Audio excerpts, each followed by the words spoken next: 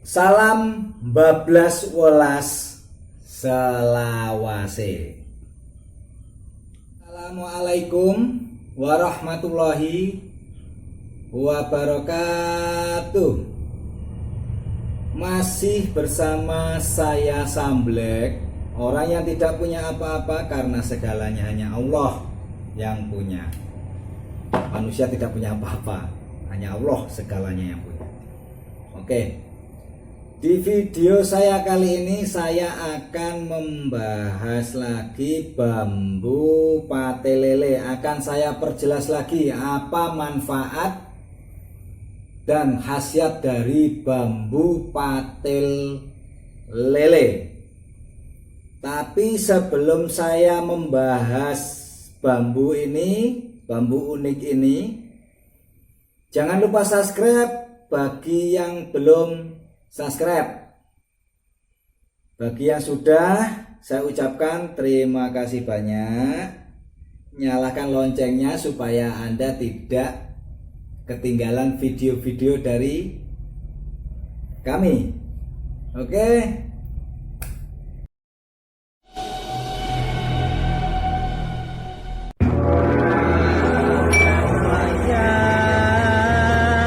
Siro elingo marang Allah lan Rasul.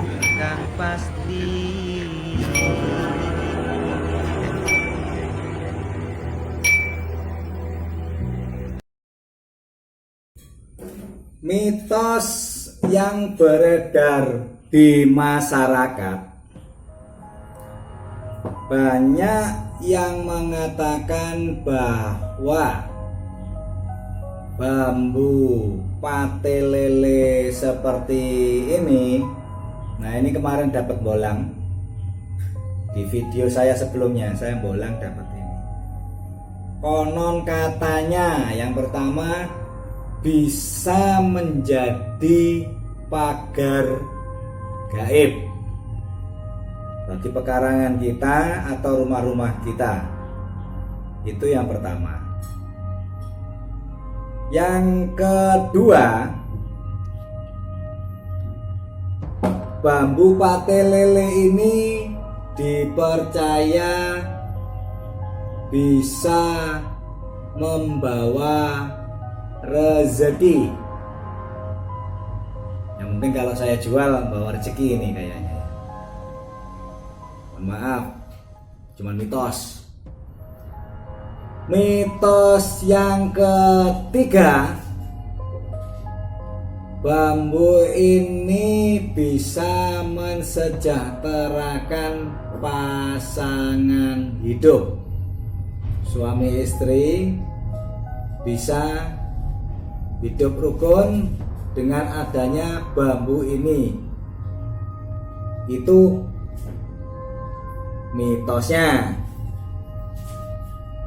Mitos keempat, dia sebagai media penglarisan. Katanya kalau ditaruh di warung, warungnya bisa laris. Kalau ditaruh pekarangan atau kebun kita bisa panen raya. Ditaruh di suatu perusahaan itu bisa berjaya. Ini hanya mitos. Mitos kelima, konon katanya bambu ini bisa menolak bala. Maksudnya menolak bala itu dari segala hal bala, entah dari halus atau dari kasar. Contohnya halus ya kiriman santet segala macam, tetek, bengek. Kalau dari yang kasar ya maling atau perampok mau masuk ke rumah kita jadi nggak jadi gara-gara ada bambu ini. Itu baru mitos. Nah, kalau yang mitos yang terakhir ini paling benar. Saya bilang mitos paling benar.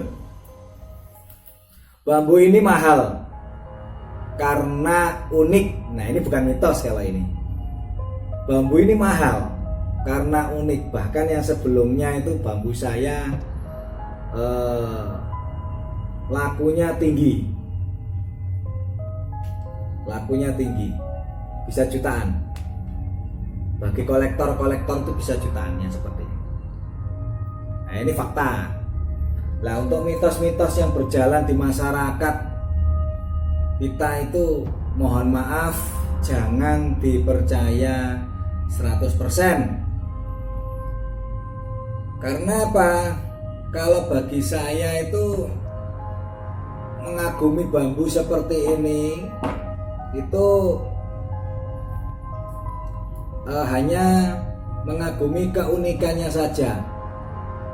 Jarang-jarang ada bambu mempunyai cabang dua di satu alis seperti ini. Nah, kalau ini kan satu. Nah, kalau ini satu alis ada dua. Ini alisnya cuma satu seret, ada dua. Kalau yang di atas ini tumpang sari dia. Yang di atas ini tumpang sari. Ini sangatlah unik. Sama seperti ini tumpang sari juga. Bambu saya sebelumnya ada yang mirip kayak pedang tuh gede. Tuh laku sudah. Mohon maaf bagi pemirsa semua, jangan terlalu mempercayai hal-hal keanehan alam itu sebagai disikapi sebagai misteri, tapi yang apa ya, ntar melupakan kodratnya.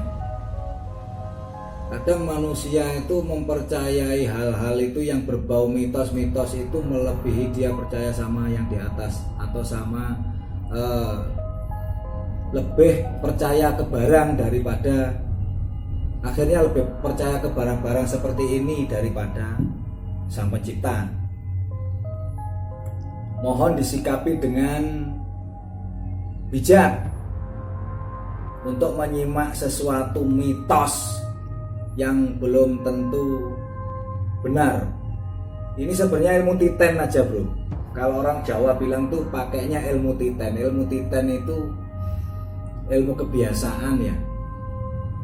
Kalau zaman-zaman dulu sih memang ada seorang yang orang pinter lah, itu membawa ini untuk ketentraman rumah tangga orang itu ada memang. Cuman ya sebenarnya bukan ini yang bermain. Sebenarnya doanya orang pinter itu, permintaannya sama Allah itu yang dikabulkan, sebenarnya bukan ini. Ini cuman ya sebagai media-media aja. Jadi kalau kita mengagumi bambu seperti ini, itu uniknya aja.